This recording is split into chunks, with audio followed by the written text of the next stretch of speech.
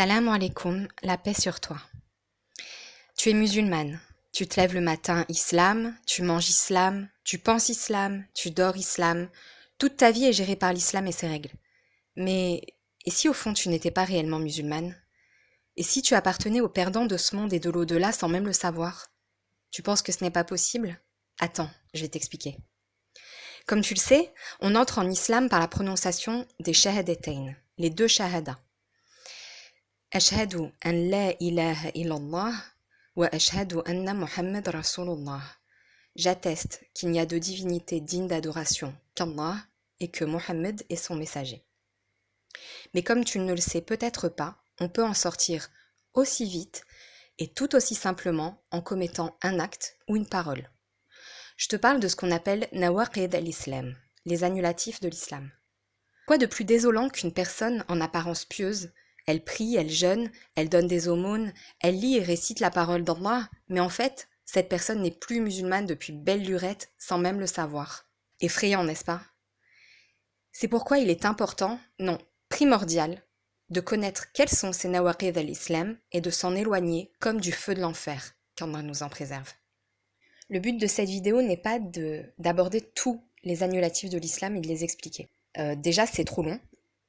Une seule vidéo ne suffirait pas. Et surtout, il y a de très bons savants qui ont fait de très bons livres à ce sujet. Je te conseille particulièrement Kitab Tawhid, le livre de l'unicité. En fait, mon but avec cette vidéo, c'est d'attirer ton attention sur des choses qu'on peut faire ou qu'on peut dire au quotidien, par habitude ou par mode, intentionnellement ou non, mais qui peuvent être très graves. Parlons par exemple du fait de jurer par autre qu'Allah. Comme tu le sais sûrement, jurer par un autre qu'Allah est considéré en islam comme de l'association, du shirk. C'est donc formellement interdit. Mais qui n'a jamais entendu ou dit ce genre d'expression? Sur la vie de ma mère, sur la tête de ma mère, etc., etc. Eh bien, ces expressions, en apparence anodines, sont en fait un des annulatifs de l'islam. Un autre exemple d'annulatif de l'islam est de se moquer d'un des enseignements avec lequel est venu le prophète. Salutations et paix sur lui. Par exemple, j'ai déjà entendu des personnes qui se disent musulmanes se moquer de l'apparence de certains frères ou de certaines sœurs. Par exemple, la barbe ou bien un gilbeb un peu trop long selon eux. Ça paraît rien, une plaisanterie en famille ou entre amis.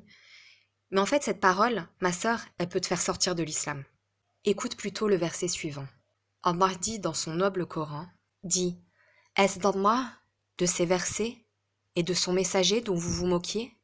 Ne vous excusez pas, vous avez certes mécru après avoir cru. » C'est dans la sourate 9, versets 65-66.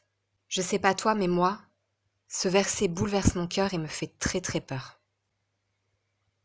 Un peu dans le même ordre d'idées, le fait de détester une chose avec laquelle est venu le prophète.